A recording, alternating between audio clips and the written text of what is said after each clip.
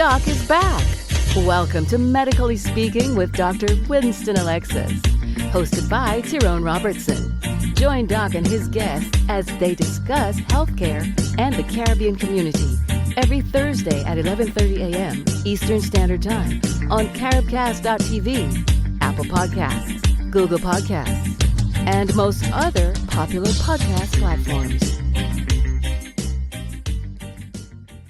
I didn't grow up here, but Broward County has become home to me. This is where I settled. I raised my family here and started my practice here. For over 20 years, I've represented my neighbors, people who needed help in a stressful time. If you find yourself in need of an attorney, reach out to someone you can trust, someone with a proven track record. When a car accident or personal injury sets you back, call Scott McCullough. 954-989-3435. Hello, ladies and gentlemen, and welcome to this week's episode of Medically Speaking with Dr. Winston Alexis. Doc. What's going on, man? You must tell me. I mean, what I hear is a lot of debate and thing going to happen. I want a debate. Anybody who could get me on national TV, I want to debate health insurance and health care with the insurance companies, with anybody else. All right. And I'll bring them to the knees with the information I'll be able to give the public. I'm going to see so you set it up. I'm going to see what I can arrange. Right. So we debate. Debate. Time for debate. So, Doc, this is, I guess, a loaded question. But I have such faith in you that I know that you can answer. Doc, what is cancer? So you choose the hardest thing in all of medicine. Yes, sir. Yes, sir. It is not hard for me to understand, but to translate it to the public. But, it's a good question. Because even when, up to the time my father got prostate cancer, back when I was in my second year specialty training, the word cancer I know how to treat it. We know all of this. But it's way back in my second year medical school they talk about the formation of cancer. Mm-hmm. By the time you reach clinical years, you have no time with no formation. You're just treating and diagnosing. But it's good to understand the principle, and because the public, many times I think a lot of people don't understand what cancer is. First of all, cancer doesn't come from some a mystic kind of thing. It's a simple explanation for it if you would follow me carefully. Following carefully. All right, number one, judge your height and size now to when you were 5 years old. What's the difference between the two? You were maybe about 2-3 feet, and how much you are now? 6 foot. So cells are programmed to grow. Got it, okay. Cancer is when they grow out of control. What I mean by out of control, the body is programmed, your genes, your DNA, to grow to a certain point and stop. Yeah. All right? And then it stay like that. Once you reach an adult, now the entire body, cells of the body, cells make up tissue. Mm-hmm. If you look at my skin, it's called skin is a tissue, but it's made up of a billion little cells joined up together. You just can't see it. Mm-hmm. All right? So, all the cells in your body is replenished from time to time. Okay. This cell on my skin is not the same cells I had when I lived in Jamaica ground. So they die, they disappear, a process called apoptosis. All the DNA and thing is flushed out of it, and a new layer forms. That new layer comes from a group of cells, like stem cells. When you need them, they could grow.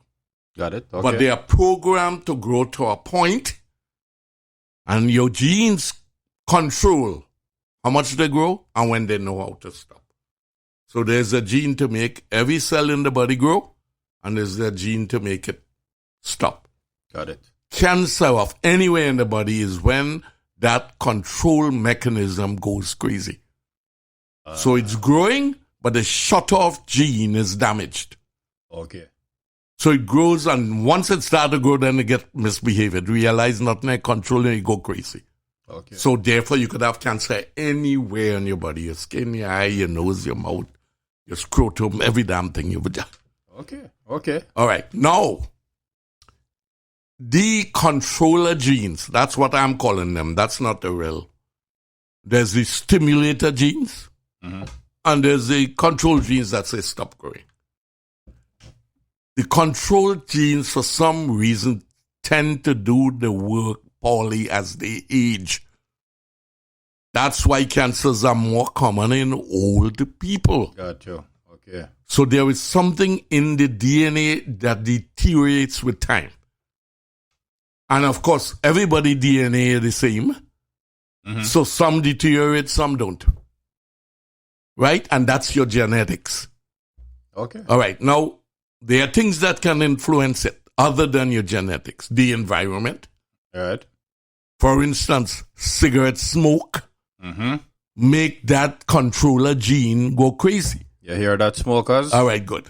All right. The thing about it is that some people are born with the controller gene already defective.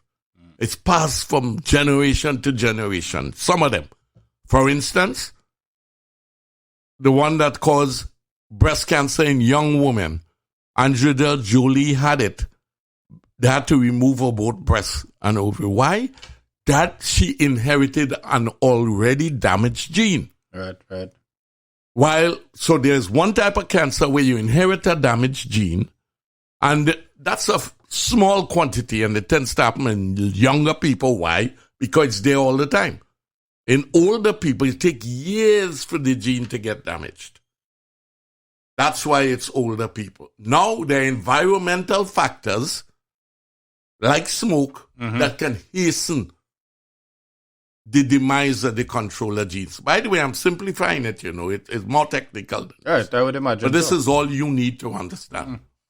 Right? And for instance, HPV virus screw up the genes in the cervix. That's why women get cervical cancer. Got it. So we have another cause. Angelina Jolie inherited, that's the cause. HPV acquired, cervical cancer, the HPV is the cause. Gotcha. Unfortunately, we only know the cause of a few of them. The vast majority of causes we do not know. That's why we can't prevent them. How can you prevent something if you don't know what causes it? We could prevent cervical cancer. Why? We know it's HPV and we vaccinate you. Most cancers we have, we cannot prevent them. So we need to talk about how you control them. Okay. So, perfect segue, Doc, about this week's real topic. Yeah.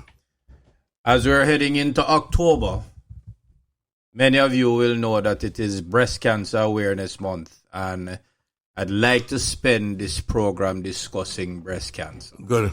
We really need about 2 or 3 months, but we'll try to do it. I agree. In about 20 or 30. We're that good, Tyrone. Yes, we can solve this in at half least, an hour. At least we could give you some quick information That's in right. our words so you could a little bit understand what's That's going right. on. That's right. So let us start off, Doc, with screening. Yeah. We have screenings, and what the screenings are, there are two types of, most of the screening is meant to pick up the tumor as soon as it starts. Screening have nothing to do with prevention. Right? For the ones we can't prevent, we figure out if any cancer can be cured. Let me repeat that. Any cancer can be cured if we catch it before it spreads. Okay. The regular progression is normal cells go crazy because there's nobody controlling the growth. And they stay like that for a long time, just growing right where they are formed. And then eventually they get into your blood vessels around that supply that area. They get into your lymphatics, and I'll explain what lymphatics are. And once it gets there, it begins to spread first to the closest tissue, then further and further away until you die. So screening is about early detection We are basing it on the principle that you could cure any cancer if you catch it before it spread. But remember, cancer doesn't mean it spread. Cancer means the cells are going crazy, but they're right where they are. Spread mean when they start to move out from that territory. Once they start to move, harder to cure. Okay. And the further and deeper they move, harder to cure. So screening is about early detection. All right. So tell me about some of the breast cancer screening. Right. The problem, let me tell you what we have done. You know, we used to tell women to examine their own breast. Mm-hmm. We don't do it anymore. You know why? By the time a woman can feel the tumor, it's gone all over the place already. So you're wasting time. Patients say, oh, but I examine my own breast. No. We want to get it before anything can be felt. And the only way to screen breast cancer is with a mammogram. Let me get this straight. You cannot screen for breast cancer with sonogram. The techniques are different.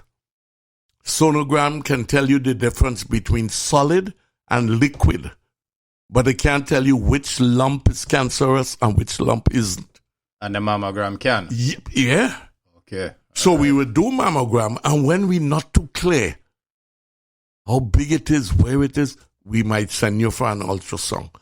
So we could really see the extent and the nature, the composition of the tumor. Okay. So patients always come and say, oh, I don't want them to squeeze up my breast. I want an ultrasound. No, ultrasound cannot screen for breast cancer. It has to be a mammogram. So I have a question here. Guidelines about mammograms change relatively often. When should you get your first mammogram, and how often should I get one? All right, how about change every day? You say often. That's 600 guidelines, and it's confusing people. Let me see if I can clear it up now. There is an organization called the Preventative Task Force.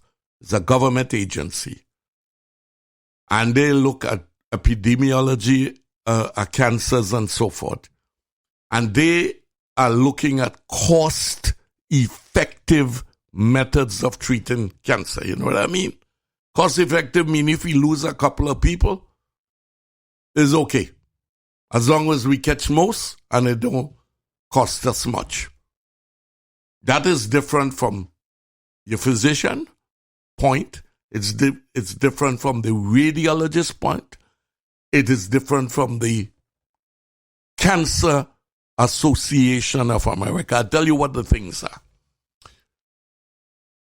That preventative task force suggests 50 years and above. Okay. And then you do it every 2 years. By the way, England has been doing it like that for years. The gynecologists, the cancer surgeons, and the radiologists all believe it should start at 40. Why? Purely on statistics. And this may not be the exact figure. We could look it up and bring it for you. But if you do it at age 50, I think it's like 40,000 people you will miss. 40,000, I don't care. That may not be the exact number, but it's a small number like that. America, 300 million. Mm-hmm. To them, 40,000 lives. Me as a doctor, I don't want one. Right. But we are working on the cancer. We have zero tolerance for cancer. So if you come to my office, you got to be, when you're 40 years, you're getting it. Mm-hmm. But listen to me, folks. We ain't discussing it. You're getting it. Go and get it done. Because that is my conscience. That's my heart. If I ever miss one because I wait till 50, I'm going to kill myself. Right.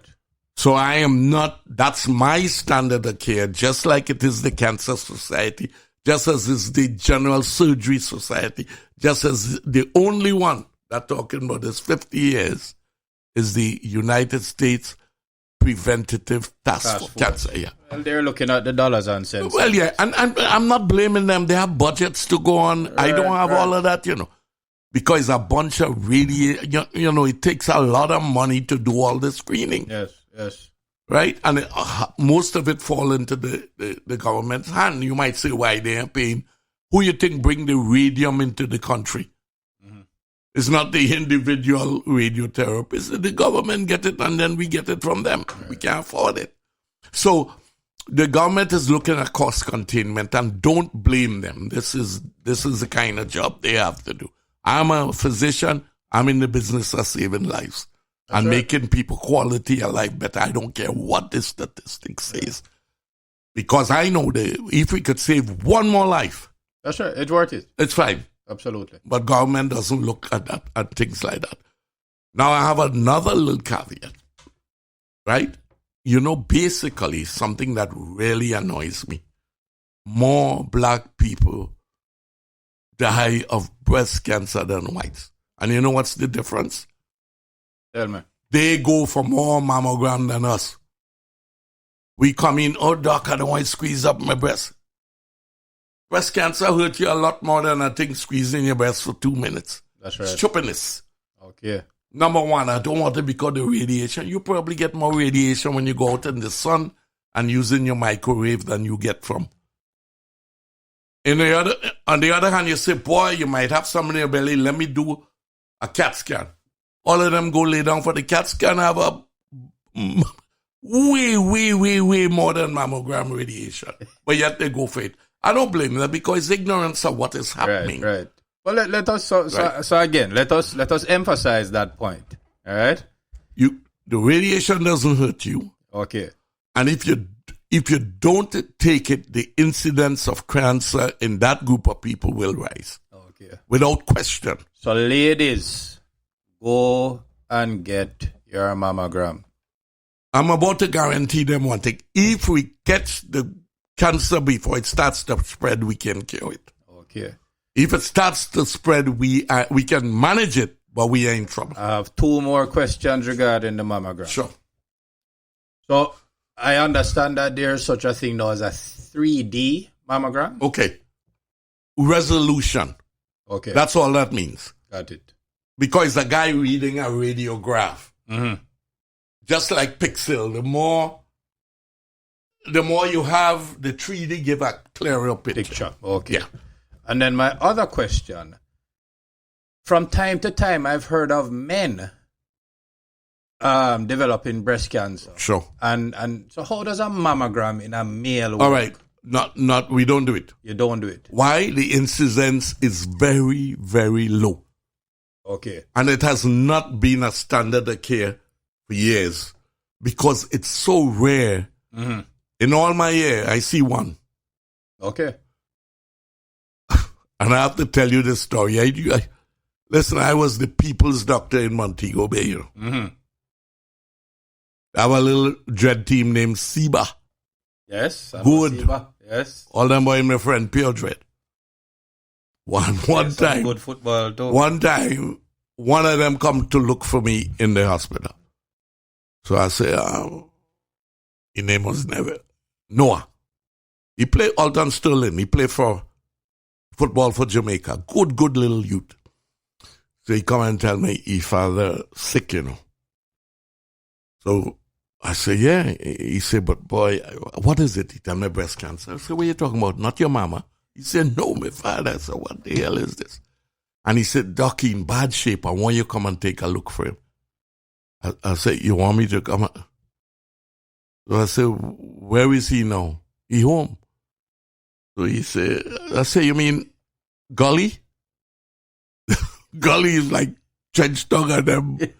In Kingston, and then guns on them. So he said, yeah, Doc, you have passage. But I can't back down now. I'm the people doctor. So I say, okay, I go in with you. And he take me. I think very few people who live in Moby ever went up Gully. And I go up there. And oh God, it's almost a mirror away tongue and them place. I went there too. Mm-hmm. My heart in my hand. Everybody gave me some hard stares when I'm going up there. And all know I'm doing is take it. Yeah, Doc is all right, man. Don't worry. Take me up. And the first time I saw breast cancer in a man was his father. Wow. And I went down, I said, no, I need to get a telephone. Let me call the hospital, call Cornwall, and they send an ambulance for it. The point I'm making, breast cancer in the male is much more severe than breast cancer in the female. It's rare, but few men ever live who get it. Wow. Number one is because we pick it up very late. Nobody's looking for it. Right. Yeah. Makes sense. Yeah. And in all your career, you've encountered it. Once in 50-something. I look at where? I look up. When I go up there, even the dog and them skinny. That's how, and I'm walking up this place, Gully, and I say, oh God, I know that. I know I say, Doc, you look like you're panicking. I said, no, man, I'm with you. Lie. Like a panic. What? And then eventually I went, and when he leaving, he waved and he went down. I never forget. He said, Doc, you are a righteous man. Wow. That is where I learned that word. Well, and that is why said, Doc, you are a righteous man. And that is why you're the people's doctor. And that's why nobody would ever hurt me in Montego Bay. The average people on my side. Ladies and gentlemen, we're going to take a short break and we'll be right back to Medically Speaking with Dr. Winston Alexis. UroSurge Associates is a full-service urology practice in Plantation, Florida, with 3 board-certified urologists offering expert care in most disciplines of general urology. At the helm is Dr. Paul Kahn, who is board-certified in urology, a fellow of the American College of Surgeons, and an expert in robotic surgery. As a proud Jamaican American, Dr. Khan attended medical school at the University of the West Indies and completed his residency at the University of Miami-Jackson Memorial. Since 1983, Dr. Khan with his dedicated team have been committed to providing the best possible care to patients. Call 954-474-2929 to schedule your appointment today. That's 954-474-2929. And we're back to Medically Speaking with Dr. Winston Alexis. Our topic for this episode is breast cancer. So, Doc, so we've spoken about screening. Right. So, if cancer is discovered, talk to me a little bit about, procedure, treatments and such. All right. I touched a little bit on it already. Is that in the beginning, we have a word you don't hear much. It's called in situ, I-N, one word, S-I-T-U.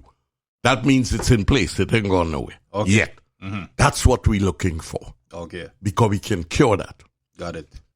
The second thing we need to know is how can we tell if it has started to spread? Because it's microscopic. I can't see it when I feel it. So there's a specific way tumors drain the cancer cells, how they travel. And they tend to travel through a system called the lymphatic system. Okay. Let me explain what it have vessels just like the blood circulatory system, but it's an ancillary system that have its places. The tonsils is part of it. The spleen is part of it. Another gland called the thymus is part of it. And what they have within these is these you ever hear about wax and kernel? Lymph nodes. Okay. Country people call it wax and you get a bruise on your knee and a big thing swell up in your groin. Lymph node. Okay. Under your arm. Neck is notorious. I have some because when you get cavities and things, you get lymph nodes. So lymph nodes is the first thing that drains any obnoxious substance. Whether it's a bacteria in your mouth, whether it's a cancer cell coming out of a cancer, whether it's a virus, the first one that they go to. And what the lymph nodes do, they have the white blood cells of the immune system to give them the initial attack. When we attack foreign objects, it's waves, It's like the army. We send in the Marines first. And they do little damage. And then we send in the land forces. So the first wave is this lymphatic system. All right? Which have these big nodes in your neck, in your groin, under your arm, even your tonsils. And that's why they don't take out tonsils much anymore. Because they found out tonsils is part of this initial immune system when things hit you. Okay. So in order to find out if it's going, we go to the place it will go first. And that's the lymph nodes. Not the blood vessels, the lymph nodes. So you always say, when we find a breast lump, we look at it good. We say, boy, I think it's in the breast alone, but we don't know for sure. So what they do, they remove that lump, and then they go to the first lymph node that a tumor in the breast would go to, which is under the arm. So we take out the lump, and we check that first century. If it's negative, it ain't nowhere else. Okay. That has to be positive first. So when you hear lymph node biopsy, is to tell not whether you have cancer or not, has it started to spread? If it doesn't go here, we can cure it. Got it. Either by cutting out the lump, or when you cut out the lump, or you remove the breast. And let me tell you the difference with that. I'm talking, when the lady tell me don't talk a business, I'm talking about my own family. Right? She chose, I ain't calling no name. When she had her breast cancer, she chose to remove the breast. Right, okay. But she didn't have to, because they removed the lump, and then they look on the arm, it was negative. So taking out that was enough. The only problem is this. When they take out the lump, they're never sure they have all of it. They know it is spreading, but who say you get all in the... So they have to give you radiation after. To make sure anything that might miss it. Anything that's left behind. And the lady say, my lady, she don't want nobody radiate nothing. Okay. And she decided to say, look, this is my choice. And that's the choice most women would have. Remove the whole breast when it's not spreading, or take out the lump and give radiation. Okay. So, based on what you're saying then, is it recommended or is it necessary to remove the other breast? No. The two breasts work independent. Okay. One has nothing to... But common sense tell you, if this gene over here aging, who say the one over there? They don't have to do it together, but who says... Remember, each cell has its own genes. Understood. So the cells in this breast misreacting, but it doesn't. But a lot of them... By the way, my people ask them to take out both. And they say, no. I have to give you a little joke like that about them. They say, well, you know what happened? Take the breast. As a matter of fact, take both of them. So they say, no, nothing wrong. They say, all right. Say, well, all right, you know what happened? He's a good friend of mine, who operated. He said, all right, go home and talk it over with me. I say, talk it over with who?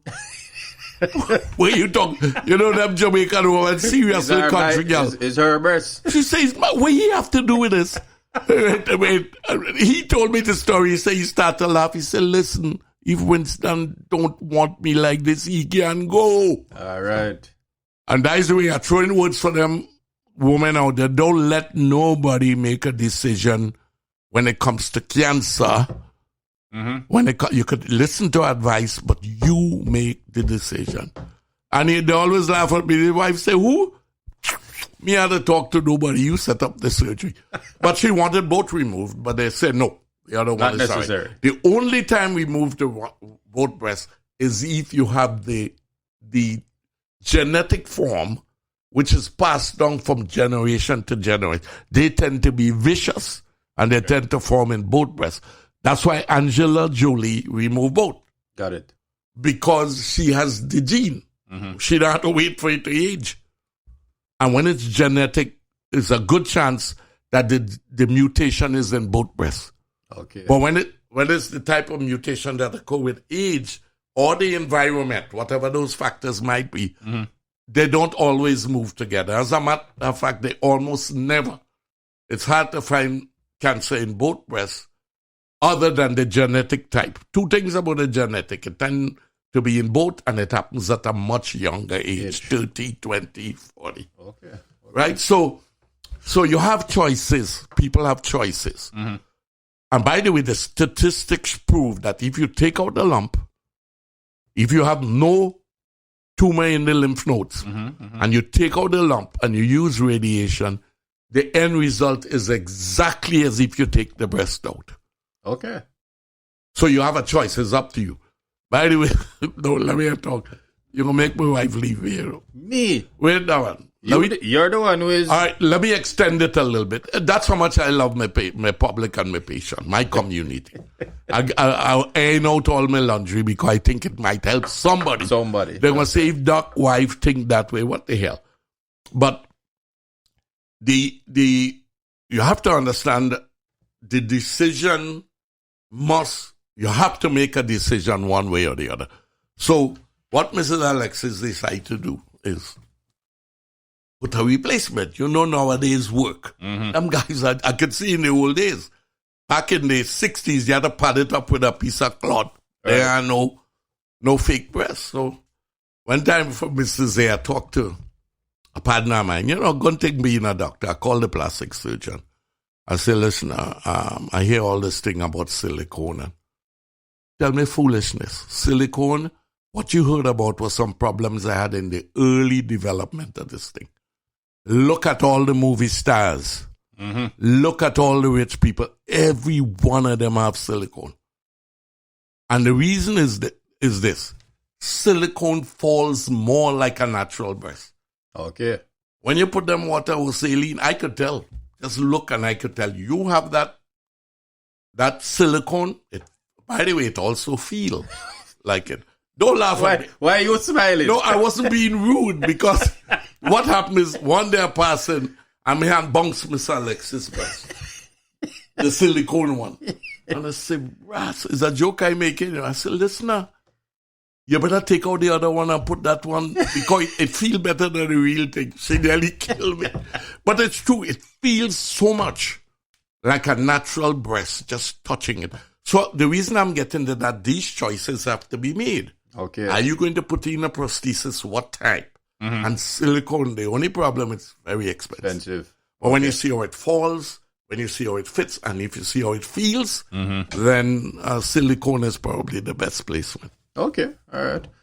So after that is done, what's next? All right. As I need to give you the other side. Yes. There is cancer in the lymph node. Right. That's the other one. That's our fear. All right, what we do, still not the fear. We have some extremely good chemotherapy in breast cancer. It is no longer have to be a lethal disease. Okay. The reason I bring back up, in the late 60s, early 70s, if you have breast cancer, tears came out my eyes. You literally tell them, look, you better go home and make your will. That is not true. I have one girlfriend from Panama, right? 15 years almost now. Invasive. Spread. Her mother had the same thing. She had the genetic type. And you know what happened? The only problem with this is she go for a chemotherapy, she lose her hair. How I know that? She start coming to play golf with a wrap on her head. Okay. So always, you went for some therapy. She said, Winston, you know how that go. And I write some Valium and stuff for her because it's a rough time when you're going through this chemotherapy mentally and physically, because then the cancer is facing you. But once it quiets down, she's like me and you. And about every 5 years, she has to go and get repeat chemo. And she's been carrying that on. And once the weeks you take the chemo is hell. Vomiting, you lose your hair. But then for 5 years after that, like me and you.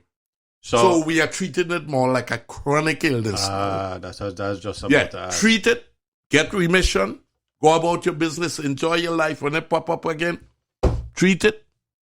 And they're coming up with more and more good drugs. So we would like to think that breast cancer can be treated as a chronic illness and not a lethal one. However, the later you wait, the less chance that this thing will be the one that we can manage for years. In other words, if you come with it all over the place, your eyeball, your head, your brain, your knee, nobody can do it. I'm talking about somebody where they did the nodes and they see it's there, but she having symptoms or nothing anymore. So again, the point is early detection, early management, you don't have to die of breast cancer if you get your mammograms in a timely fashion and you follow up with the therapy that's given to you. It can become a chronic illness. And by the way, statistic, most of those people who go into remission die of some other disease. You know where they die from? Mostly heart disease. Not the cancer. You hear me, people? So all you sit down there and talk about, I don't want them, the breast, they squeeze it. And that's why it annoys me. Only black women are doing that, and it annoys me. All right. You know, because it's my people and I love them. You know? Caribbean people have come away. I don't have to fight them as much now. Because, let me tell you how it is. When they miss it, 1 year, as I say, wait now, when was your mama? And she said, oh God, Dr. Alexis, I know you're going to kill me. I say, I ain't killing you, but don't come back here if you get your mammogram. And she asked me why. I said, because when you're dying, and they ask you, by the way, who's your gynecologist? And you say, Alexis, I don't want my name in that. Yes. Because that is happening because of ignorance. So stop listening to the crap and listen to the people. One last thing. Cancers in black women tend to occur slightly earlier and they're more aggressive. So it's even more important for us to have our mammograms at 40 and above. Yeah. All right? Even more than the white folks. A lot of white folks still do it at 50, but black women should have it at 40. So the key takeaway here is screening. Of course. Early detection. Of course. If detected, right. Go with the program. Right. Go with the therapy that is recommended. Right. Make decisions, whether it be removing the lump or removing the breast, and follow up with your physician. And guess what? You could say the same thing for prostate. Identical thing for prostate. Yes. Right? Screen, biopsy, extent of disease, see if you need additional treatment. Right. The earlier, the better. And the age is the same. Black men like my son, because we have a family history, 40. Little older, 50. Right. But get your prostate examined so it's not just the woman. All right. Right? There are a few cancers we can't do that. God forbid. Ovarian. There's no screening. The only screening for ovarian is PRES. Right? It's tough, but we get in there. I think eventually we'll. Well, by the way, colon, same thing. Screening, biopsy, extent of the disease. Is it spreading? Start therapy. Same thing for almost every cancer you could think of. All right. Ladies and gentlemen, we're going to take a short break and we'll be right back. For the absolute best obstetrics and gynecology care, call South Florida OBGYN at 954-452-4377. Schedule your appointment today with Dr. Winston Alexis, who has been serving the women of South Florida for over 25 years. Conveniently located in Plantation, Florida, the courteous and professional team at South Florida OBGYN are standing by to assist you. Schedule your appointment today by calling 954-452-4377. And we're back to Medically Speaking with Dr. Winston Alexis. This week's episode is about breast cancer. And we've spoken so far about the screening. We've spoken about if the cancer is discovered, what kind of treatments. And Doc, I want to talk a little bit about after. Are there any lifestyle changes that need to take place after? And you know something? The same thing is being repeated when it comes to lifestyle. Any disease, from mental illness down to bucking your big toe. Right. The treatment that seem always to be important is adequate exercise and eat properly. Okay. I mean, any disease, and yet my people running about overweight all the time, and they're taking 300 supplement, 10 turmeric, 9 fish oil, 2 castor oil. And that, you know what those things do? Make your immune system a little stronger, but it doesn't combat individual diseases. Okay. Heart disease, exercise and food. Cancer, exercise and food.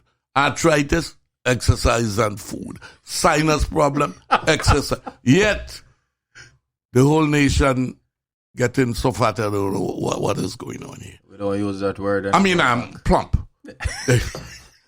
I forget I'm a gynecologist. That does not exist we in don't my use office. that word. I'm sorry, I stand corrected. All right. Plump patient. Like me, I have a plump belly, not a fat. If you would say so. So, again, Doc, I really want to zone back in on this whole screening thing. You know, because again, it sounds like it's a concern sometimes because of the handling of the breast and so on. Sometimes it sounds like it's a concern because of the cost. Oh, sure. You understand? Sure. So, what can you say about both? All right. scenarios? Number one, we are getting better screening methods. Mm-hmm. Like the ones we don't have to screen. It's a simple principle. Because it's X-ray, Mm-hmm. the more you compress the tissue, the clearer the resolution. So you can't just hang it above the breast. You have to squish it between. That makes sense. Right. Now. And we get in better ones that don't hurt as much. And by the way, not all breasts hurt, but there are some breasts called fibrocystic breasts. Again, that seems to be more common in black women. That is a lot more painful when they compress it to do the mammograms. Okay. As far as cost, thank God for Mr. Obama. And by the way, if the other people win the election, this is gone.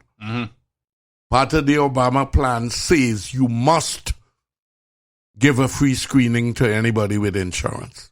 You must. Free. Not maybe. You must. If you look at any insurance plan right now, it includes pap smears and it includes mammogram.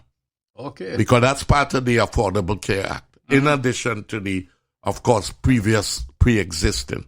People don't think pre-existing is all right, but your mammogram is taken care of. Okay. Right?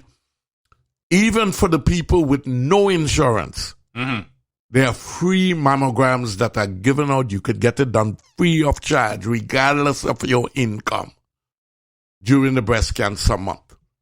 And you could find out it's on the TV, it's on the radio, it's on your computer. Just look for breast cancer month. And look for free screenings, and they'll tell you where. Imperial Point have it, not a penny.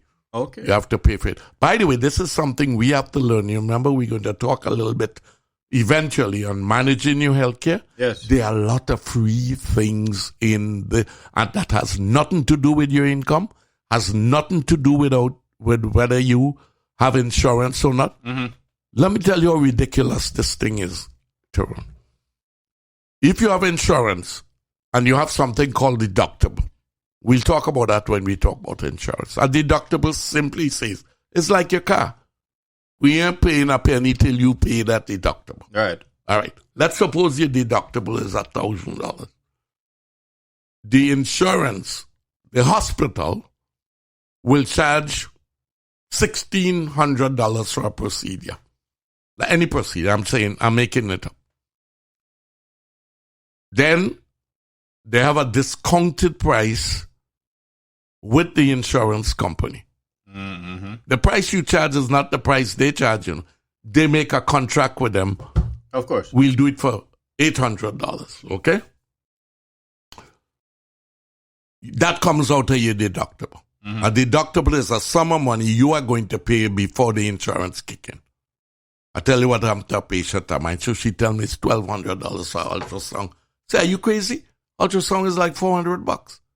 When you check a plan, it's true. The hospital charged the insurance $1,200. I mean, that's the set price.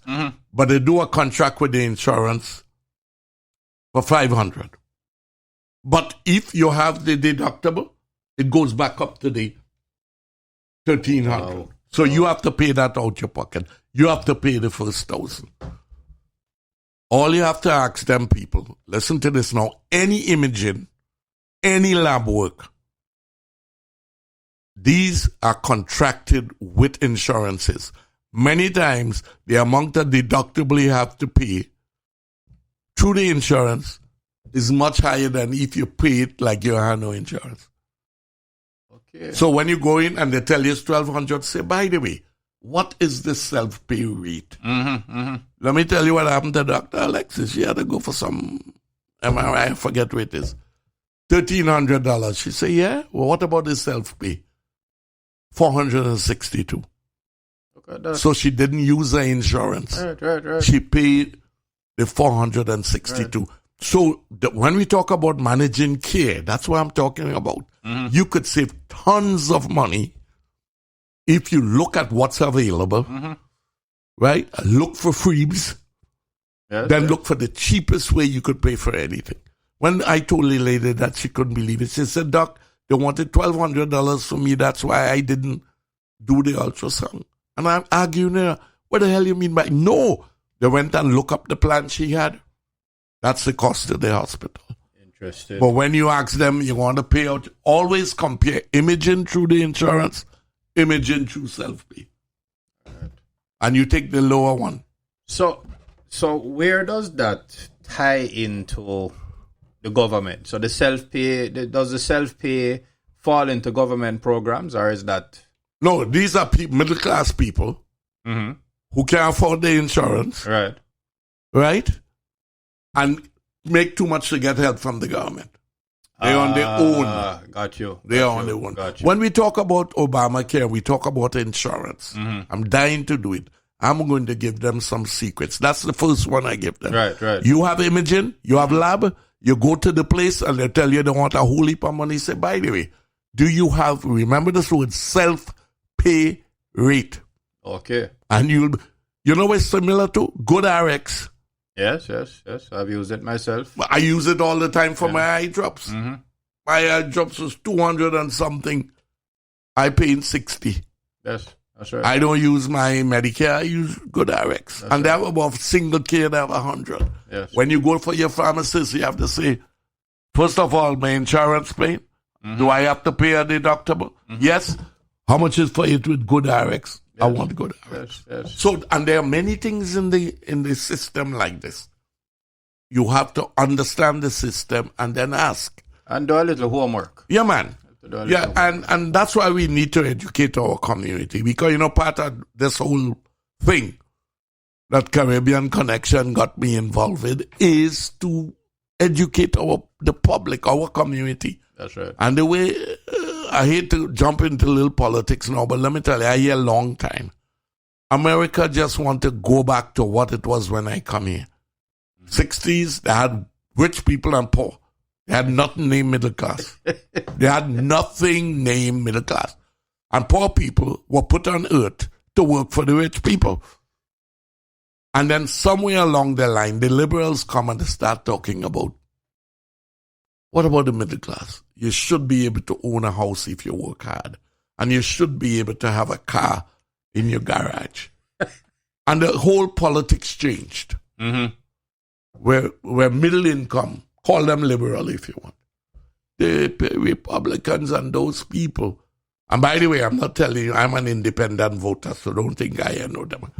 Want to go back. And if I was rich, I would want to go back to where people cleaning my shoes and brushing my hair for me and washing my tire, and I pay them 50 cents a month. I would want to go back. So I am not blaming these people. This is what they want. Who I'm blaming is us in the middle who tell me that. And by the way, listen to the hoax. You want to talk about hoax? They make people in this country feel you can't be happy unless you're rich. Rubbish. Everybody talking about wealth. They want to make wealth. Wealth. What about a nice house, a nice car, couple bottles of liquor in your place, and you go to a fete now and then, and you go see your family in Jamaica once a year? What to that?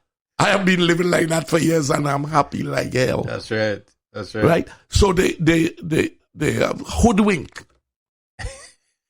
The majority of people in America believe in, first of all, if you're lazy and if you're smart and conscientious, you could get rich.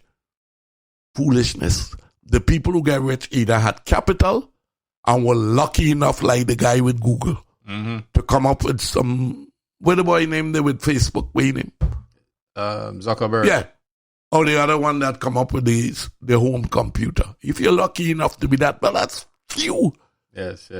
We need to learn to enjoy a little drink, a little old talk, the things we usually do to you, and eat some food, and go home and sleep, and go Monday and say, boy, I had a good time on Friday. Yes. And I could pay my rent, I could pay my mortgage, I have a car, as a matter of fact, I had 2 cars. Right? So don't think that this is brand new. Don't think these people really care about you. Most of them don't. And nothing is wrong with that. That's just their philosophy. So if you are part of this, where you think we are on earth to make rich people richer, go ahead. Right? I think I rather the system that I see grow in the 60s, that most of us, when we finished college, we were divided into 2 groups. The guys who went on to be professionals, engineers, doctors, lawyers, and the guys who finished the bachelor degree, get a nice little job in corporate America, buy the little house with a little front yard and a little backyard, put 2 swing there, and have a good time. Simpler times. Yes, but this thing about, taxes, none of that surprises me. That's how rich people have always operated. When I came to this country, they only had about 6 rich people, I talk about billionaires. They had the Rockefellers, they had the Kennedys. Yes. You know what I'm talking about. There's about 5 or 6 of them. They have it on the public television station show you how the big millionaires back in the days was only a handful. Now they're making people feel, I might be a millionaire one day, but tell you what, it's because I win Powerball. That's the only way I will be a millionaire, if I win Powerball. I'm happy like hell right now, though. So, ladies and gentlemen, first and foremost, if you're in the United States of America, make sure you're registered to vote. Exercise your vote. Very good, sir. All right. Second of all, let's all get involved. Let us take part in this Breast Cancer Awareness Month. There are lots of opportunities for you to participate. More importantly, ladies, go and get your mammogram. Please. And guys, go and get your prostate examined. Right. You all don't get away from this here. Yes. You're trying to ease out of this. All you gotta go to. Yes. All right. Ladies and gentlemen, once again, this is Medically Speaking with Dr. Winston Alexis. New episodes available every Thursday at 11:30 a.m. on your favorite podcast platform. Google Podcasts, Apple Podcasts, Spotify. Doc. And please support the people who are supporting our community. Please. That's right. I want to see, before I die, a distinct community called the Caribbean American community. Just like you have the Hispanic American in Cuba. Those people are smarter than us. They're nice. I am happy for them. And before you could say you're Jewish American, what about Caribbean American? Support our community. Build our community. That is my last word for tonight. All right. Ladies and gentlemen, Medically Speaking with Dr. Winston Alexis is produced and presented by the Caribbean American Connection. We will see you or talk to you again next week. Take care. We appreciate your time with us on Medically Speaking with Dr. Winston Alexis, hosted by Tyrone Robertson. Join us next Thursday at 11:30 a.m. Eastern Standard Time on caribcast.tv, Apple Podcasts, Google Podcasts, and most other popular podcast platforms. Doc is back. Although the host and guests are qualified professionals, they assume no responsibility for inaccuracies, omissions, inconsistencies, and any slight of people or organizations. Listeners should use their own judgment or consult an expert or their personal physician for specific applications to their individual medical problems.